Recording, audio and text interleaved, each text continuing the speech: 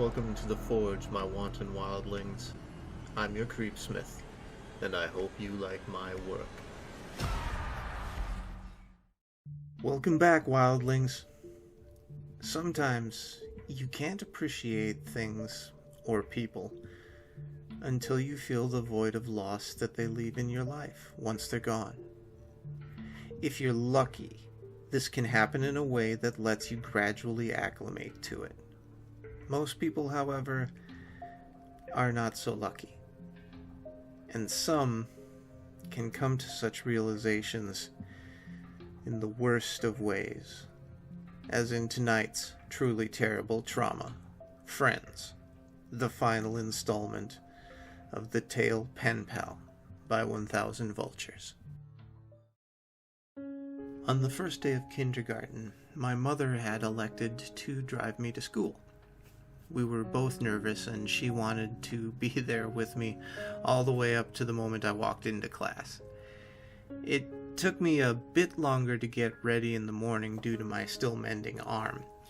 The cast came up a couple inches past my elbow, which meant that I had to cover the entire arm with a specially designed latex bag when I showered. The bag was built to pull tight around the opening in order to seal out any water that might otherwise destroy the plaster cast.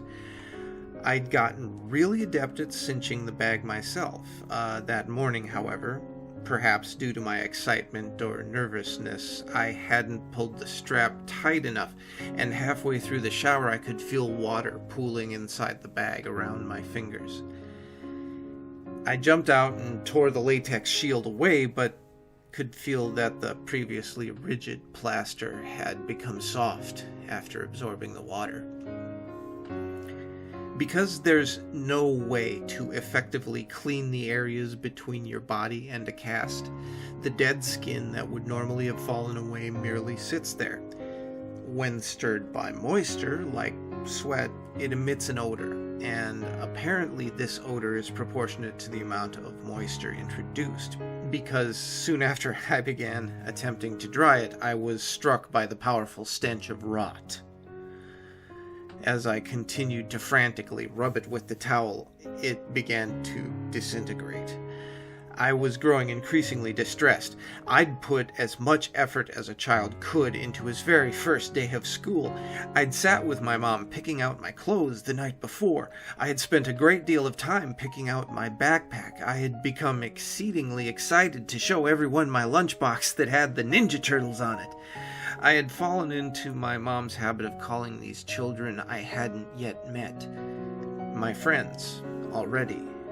But as the condition of my cast worsened, I became deeply upset at the thought that surely I wouldn't be able to apply that label to anyone by the time this day was over.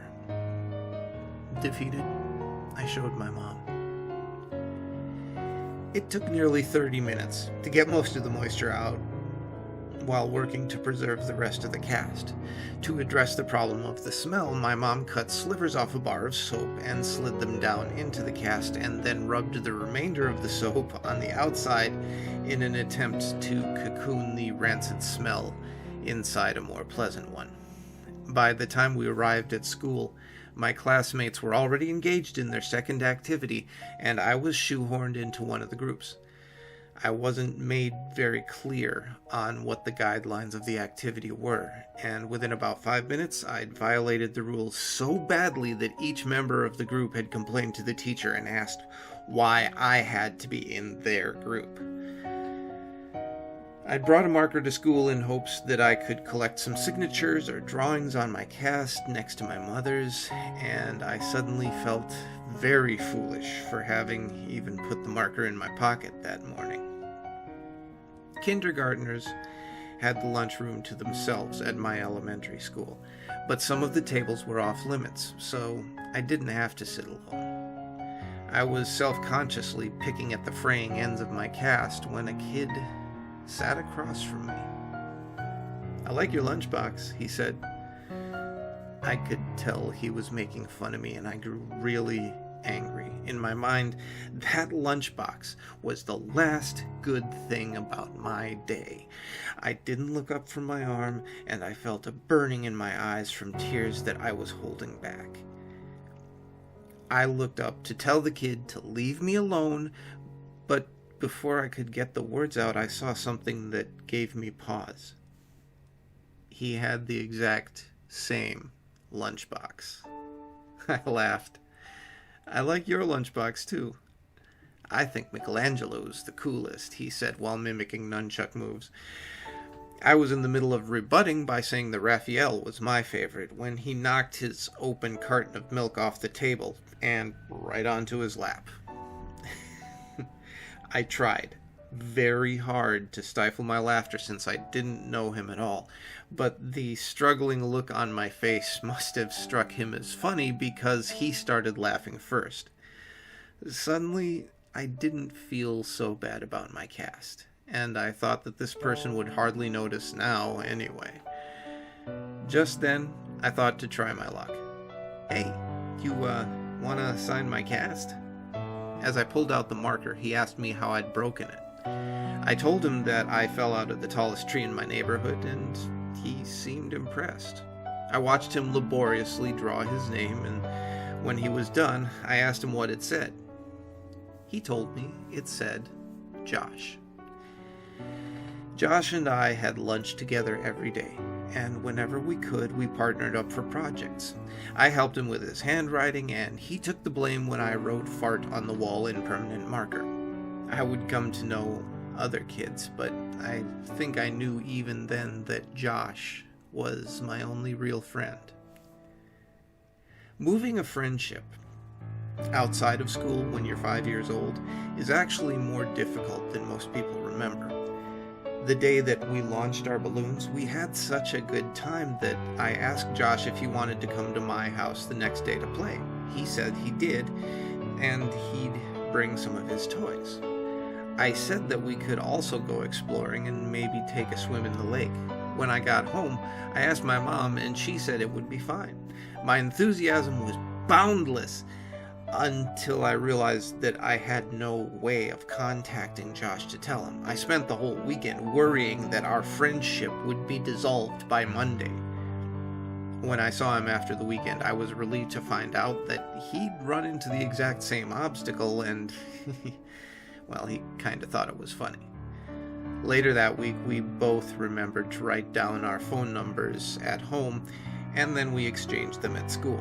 My mom spoke with Josh's dad, and it was decided that my mother would pick up Josh and myself from school that Friday. We alternated this basic structure nearly every weekend. The fact that we lived so close made things much easier on our parents, who seemed to all work constantly. When my mom and I moved across the city at the end of first grade, I was sure that our friendship had seen its last day. As we drove away from the house that I'd lived in my whole life, I felt a sadness that I knew wasn't just about a house. I was saying goodbye to my friend forever. But Josh and I, to my surprise and delight, stayed close. Despite the fact that we spent the majority of our time apart and only saw one another on weekends, we remained remarkably similar as we grew. Our personalities coalesced, our senses of humor complemented each other's, and we would often find that we had started liking new things independently.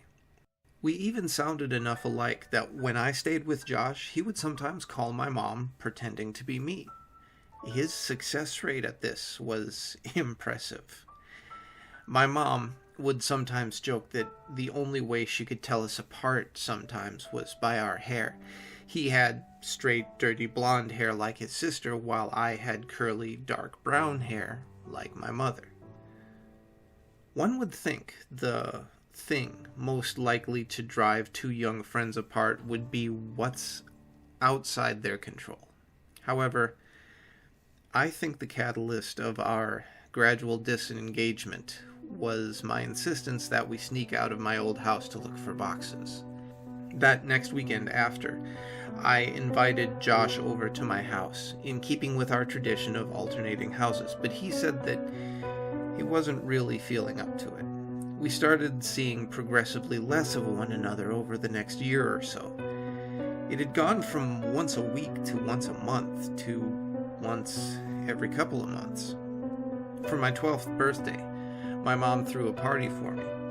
I hadn't made that many friends since we'd moved, so it wasn't a surprise party since my mom had no idea who to invite. I told the handful of kids that I'd become acquainted with and called Josh to see if he wanted to come. Originally, he said that he didn't think he could make it, but the day before the party, he called me to say that he would be there. I was really excited because I hadn't seen him in several months. The party went pretty well.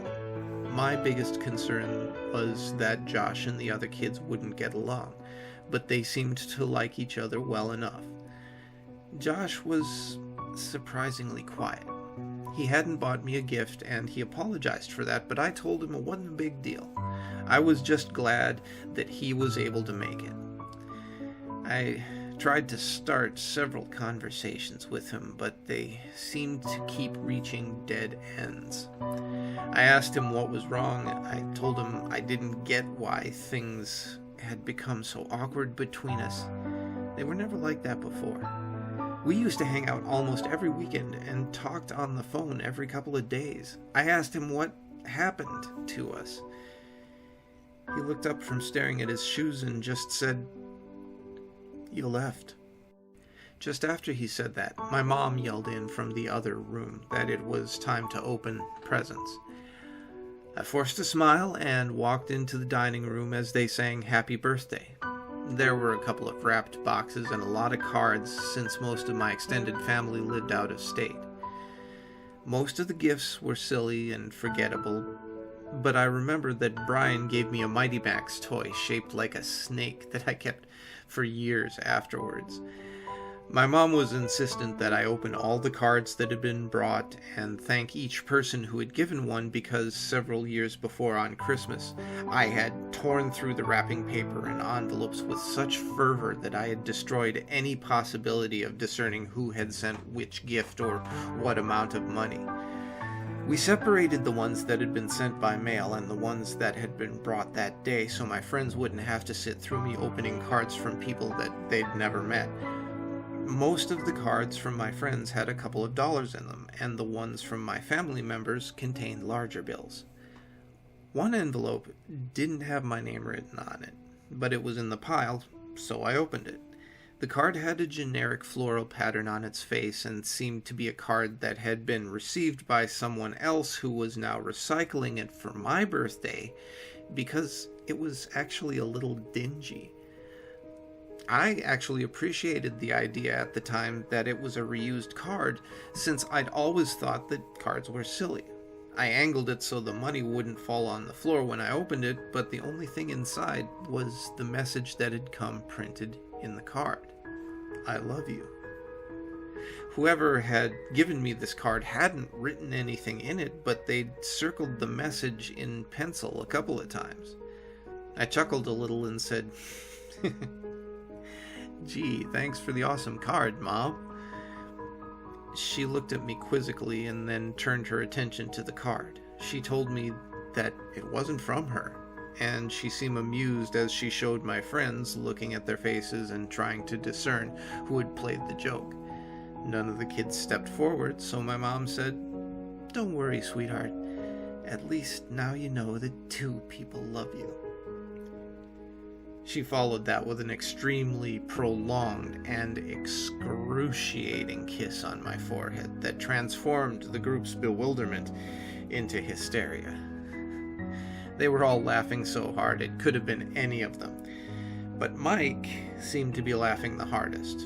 To become a participant rather than the subject of the gag, I said to him that just because he'd given me the card, he shouldn't think that I'd kiss him later. We all laughed, and as I looked at Josh, I saw he was finally smiling. "Well, I think that gift might be a winner, but you have a couple more to open." My mom slid another present in front of me. I was still feeling the tremors of suppressed chuckles in my abdomen as I tore the colorful paper away. When I saw the gift, I had no need to suppress the laughter anymore. My smile dropped as I looked at what I'd been given. It was a pair of walkie-talkies. "Well, go on, show everyone." I held them up, and everyone seemed to approve, but as I drew my attention to Josh, I could see that he had turned a sickly shade of white. We locked eyes for a moment, and then he turned and walked into the kitchen. As I watched him dial a number on the corded phone attached to the wall, my mom whispered in my ear that she knew that Josh and I didn't talk as much since one of the walkie-talkies had broken, so she thought that I'd like it. I was filled with an intense appreciation for my mom's thoughtfulness, but this feeling was easily overpowered by the emotions resurrected by the returning memories that I'd tried so hard to bury. When everyone was eating cake, I asked Josh who he had called. He told me he wasn't feeling well, so he'd called his dad and asked him to come and get him. I understood that he wanted to leave, but I told him that I wished we could hang out more. I extended one of the walkie-talkies to him, but he put up his hand in refusal. Dejected, I said, "Well, thanks for coming, I guess. I hope I'll see you before next birthday." "I'm sorry. I'll try to call you back more often. I really will," he said. The conversation stagnated as we waited by my door for his dad. I looked at his face. Josh seemed genuinely remorseful that he hadn't made more of an effort. His mood seemed suddenly bolstered by an idea that had struck him. He told me that he knew what he'd get me for my birthday. It would take a while, but he thought that I'd really like it. I told him it wasn't a big deal, but he insisted. He seemed in better spirits and apologized for being such a drag at my party. He said that he was tired, that he hadn't been sleeping well. I asked him why that was as he opened the door in response to his dad's honking in the driveway. He turned back toward me and waved goodbye as he answered my question. "I think I've been sleepwalking." That was the last time I saw my friend. And a couple of months later, he was gone. Over the past several weeks, the relationship between my mother and I has grown increasingly strained due to my attempts to learn the details of my childhood. It's often the case that one cannot know the breaking point of a thing until that thing fractures. And after the last conversation with my mother, I imagine that we'll spend the rest of our lives attempting to repair what's taken a lifetime to build. She had put so much energy into keeping me safe, both physically and psychologically, but I think that the walls meant to insulate me from harm were also to protect her emotional stability. As the truth came pouring out the last time we spoke, I could hear a trembling in her voice that I think was the reverberation of the collapse of her world. I don't imagine my mother and I will talk very much anymore. And while there are still some things I don't understand, I think I know enough. After Josh disappeared, his parents had done all that they could to find him. From the very first day, the police had suggested they contact all of Josh's friends' parents to see if he was with them. They did this, of course, but no one had seen him or had any idea of where he might be.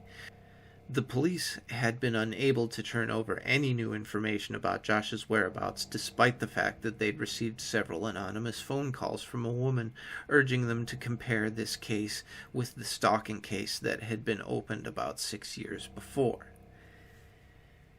If Josh's mother's grip on the world loosened when her son vanished, it broke when Veronica died. She had seen many people die at the hospital, But there is no amount of desensitization that can fortify a person against the death of their own child. She would visit Veronica twice a day since she was recuperating at a different hospital, once before her shift, once afterward. On the day Veronica died, her mother was late leaving work, and by the time she arrived at her daughter's hospital, Veronica had already passed. This was too much for her, and over the next couple of weeks, she became increasingly more unstable. She would often wander outside, yelling for both Josh and Veronica to come home, and there were several times her husband found her wandering around my old neighborhood in the middle of the night, half-clothed and frantically searching for her son and daughter. Due to his wife's mental deterioration, Josh's dad could no longer travel for work, and he began taking construction jobs that were less well-paying so he could be closer to home. When they began expanding my old neighborhood more, about 3 months after Veronica died, Josh's dad applied for every position, and he was hired. He was qualified to lead build sites, but he took a job as a laborer, helping to build frames and clean up the sites and whatever else was needed. He even took odd jobs that would occasionally come up around the neighborhood, mowing lawns, repairing fences, anything to keep from traveling. They began clearing the woods in the area next to the tributary to transform the land into inhabitable property. Josh's dad was tasked with the responsibility of leveling the recently deforested lot, and this job guaranteed him at least several weeks of work. On the third day, he arrived at a spot that he couldn't level. Each time that he'd drive over it, it would remain lower than all of the surrounding land.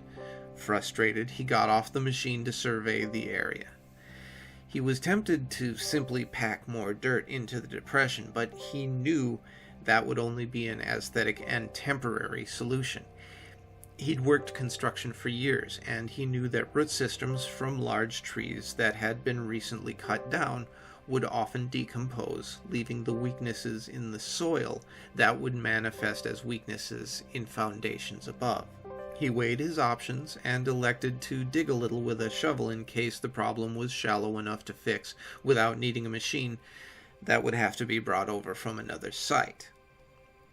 As my mother described where this was, I knew I'd been at that spot, both before the soil was broken and before it had been filled in. I felt a tightening in my chest. He dug a small hole, about 3 feet down, until his shovel collided with something hard. He smashed his shovel against it repeatedly in an attempt to gauge the thickness of the root and the density of the network when suddenly his shovel plunged through the resistance. Confused, he dug the hole wider. After about a half hour of excavating, he found himself standing on a brown, blanket-covered box about 7 feet long and 4 feet wide. Our minds work to avoid dissonance. If we hold a belief strongly enough, our minds will forcefully reject conflicting evidence so that we can maintain the integrity of our understanding of the world. Up until the very next moment, despite what all sense would have indicated, despite the fact that some small but suffocated part of him understood what was supporting his weight, this man believed. He knew that his son was still alive.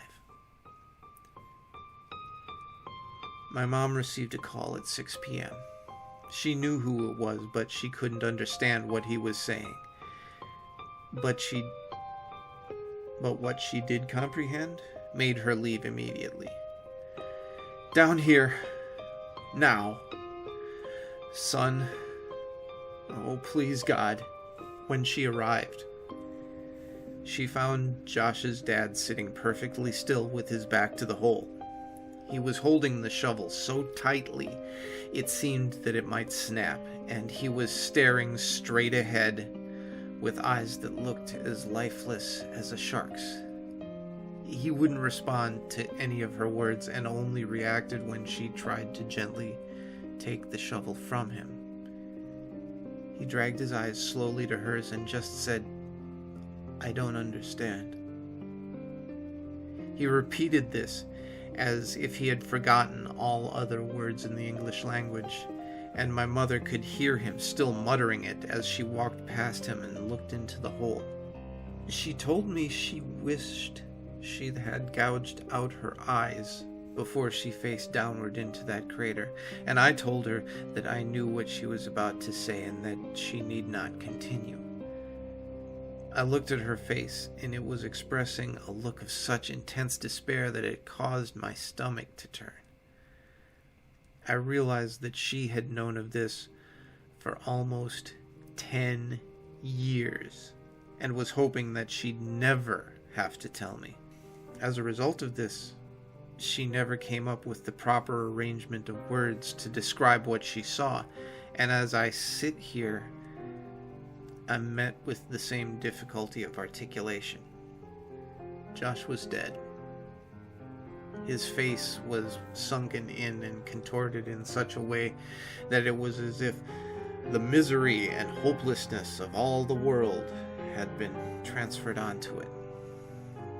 The assaulting smell of decay rose up from the crypt, and my mother had to cover her nose and mouth to keep from vomiting. His skin was cracked, almost crocodilian, and a stream of blood that had followed these lines had dried on his face after pooling and staining the wood around his head. His eyes lay half-lidded, facing straight up. She said by the look of him he'd not been long dead, and thus time had not brought the mercy of degradation to erase the pain and terror that was now etched onto his face. She said that it was as if he had fixed his gaze right on her, his mouth opening an all-too-late plea for help. The rest of his body, however, wasn't visible. Someone else was covering it. He was large and lay face down on top of Josh, and as my mother's mind stretched itself to take in what her eyes were attempting to tell her, she became aware of the significance of the way in which he laid. He was hugging Josh. Their legs lay frozen by death, but entangled like the vines of some lush tropical forest. One arm rested under Josh's neck only to wrap around his body so that they might lay closer still. As the sun passed through the trees, its light became reflected by something pinned to Josh's shirt. My mother stooped to one knee and raised the collar of her shirt over her nose so that she might block out the smell. When she saw what had caught the sun, her legs abandoned her and she nearly fell into the tomb. It was a photograph. It was a picture of me as a child. She staggered backwards, gasping and trembling, and collided with Josh's father, who was still sitting facing away from the hole. She understood why he'd called her, but she couldn't bring herself to tell him what she'd kept from everyone for all these years. Josh's family never knew about the night that I'd woken up in the woods. She knew now that she should have told them, but to tell him now would help nothing. As she sat there resting her back against Josh's dad's, he spoke. "I can't tell my wife. I can't tell her that our little boy..." His speech staggered in fits as he pressed his wet face into his dirt-caked hands. She couldn't bear it. After a moment, he stood up, still shuddering, and lumbered toward the grave. With a final sob, he stepped down into the coffin. Josh's dad was a big man, but not as big as the man in the box. He grabbed the back of the man's collar and pulled hard. It was as if he intended to throw the man out of the grave in a singular motion. But the collar ripped and the body fell back down on top of his son. "You motherfucker!" He grabbed the man by the shoulders and heaved him back until he was off of Josh and sat awkwardly but upright against the wall of the grave. He looked the man in the face and staggered back a step. Oh, God. Oh, God, no, no, no, please, God, no! In a struggling but powerful movement, he lifted and pushed the corpse completely out of the ground, and they both heard the sound of glass rolling against wood. It was a bottle. He handed it to my mother. It was ether. Oh, Josh, he sobbed. My boy, my baby boy, why is there so much blood? What did he do to you? As my mother looked at the man who now lay facing upwards, she realized she was facing the person who had haunted our lives for over a decade. She imagined him so many times, always evil, always terrifying, and the cries of Josh's father seemed to confirm her worst fears. But as she stared at his face, she thought that this didn't look like who she imagined. This was just a man, a dead man.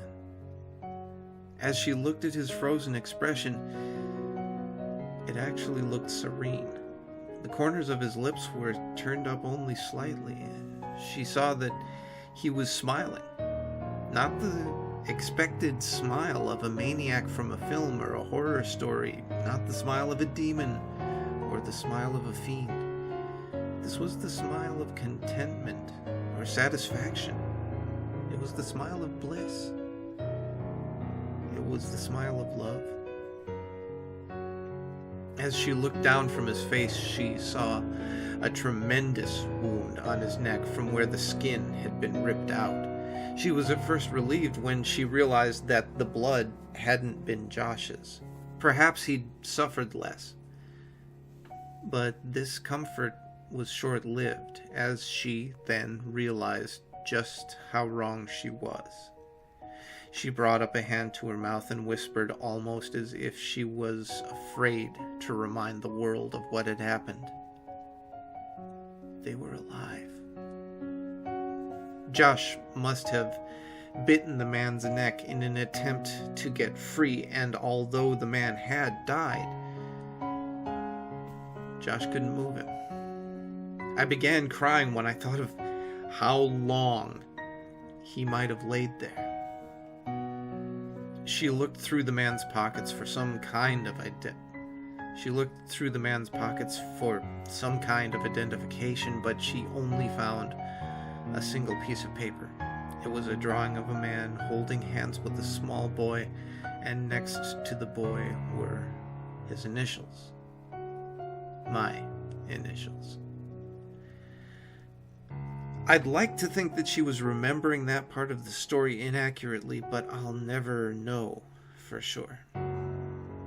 As Josh's father carried his son out of the grave, my mom slid the piece of paper into her pocket. He kept muttering that his son's hair had been dyed.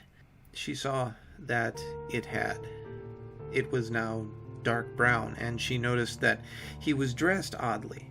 His clothes were far too small. After Josh's dad delicately laid his boy on the soft dirt, he began gently pressing his hands against his son's pants to feel his pockets, and he heard a crinkle. Carefully, he retrieved a folded piece of paper from Josh's pocket. He looked at it, but he was vexed. Absently, he handed it to my mother, but she didn't recognize it either. I asked her what it was. She told me it was a map, and I felt my heart shatter. He was finishing the map. That must have been his idea for my birthday present. I found myself strangely hoping that he hadn't been taken while expanding it, as if that would matter somehow now. She heard Josh's father grunt and looked to see him pushing the man's body back into the ground. As he walked back toward the machine that had found this spot for him, he put his hand on a canister of gasoline and paused with his back to my mother. "You should go." "I'm so sorry." "It's not your fault. I did this." "You can't think like that. There was nothing," he interjected flatly, almost with no emotion at all. "About a month ago, a guy approached me as I was cleaning up the site on the new development a block over. He asked me if I wanted to make some extra money, and because my wife's not working right now, I accepted. He told me that some kids had dug a bunch of holes on his property, and he offered me $100 to fill them in. He said that he wanted to take some pictures for the insurance company first, but if I came back after 5 p.m. the next day, that would be fine. I thought this guy was a sucker since I knew clearing that lot was coming up, so someone would have had to do it anyway, but I needed the money, so I agreed. I didn't think he even had $100, but he put the bill in my hand, and I did the job the next day. I've been so exhausted lately, I didn't even think about it after it was done.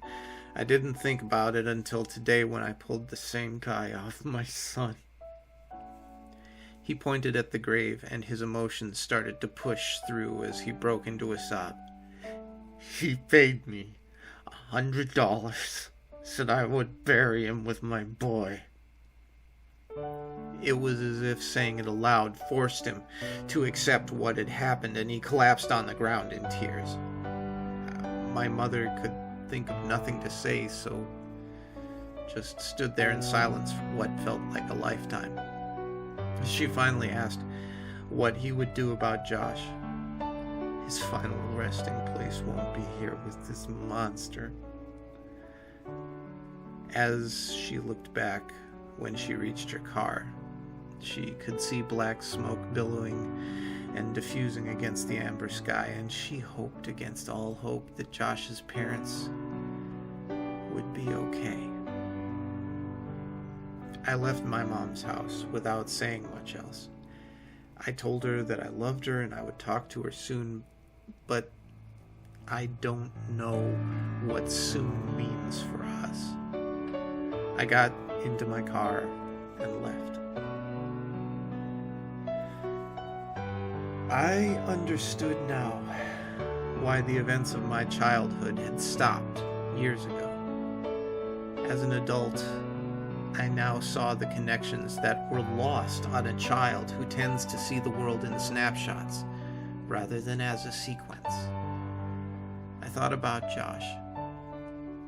I loved him then, and I love him still.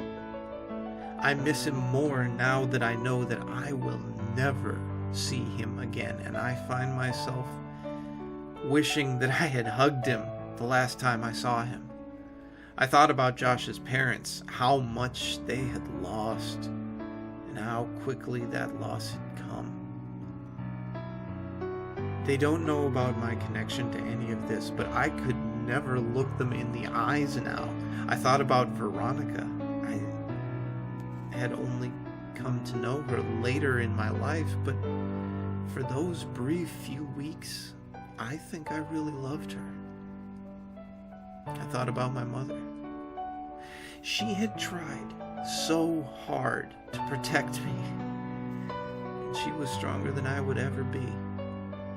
I tried not to think about the man and what he'd done with Josh for more than 2 years. Mostly, I just thought about Josh. Sometimes I wish that he'd never sat across from me that day in kindergarten, that I'd never known what it was like to have a real friend. Sometimes I like to dream that he's in a better place, but that's only a dream. And I know that. The world is a cruel place, made crueler still by man. There would be no justice for my friend, no final confrontation, no vengeance. It had been over for almost a decade, for everyone but me now. I miss you, Josh. I'm sorry you chose me, but I will always cherish my memories of you. We were explorers.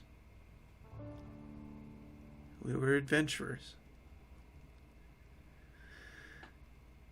We were friends. Though on these recordings I've been referring to the author of this story by his online pseudonym, 1000Vultures. His name is Dathan Auerbach, and in 2012 he published this and other of his stories in paperback. They're available on Amazon and in Kindle, so do yourself a favor and get a copy. Till next time, stay scary, wildlings. Always keep your friends close because you never know, and make the most of your nights.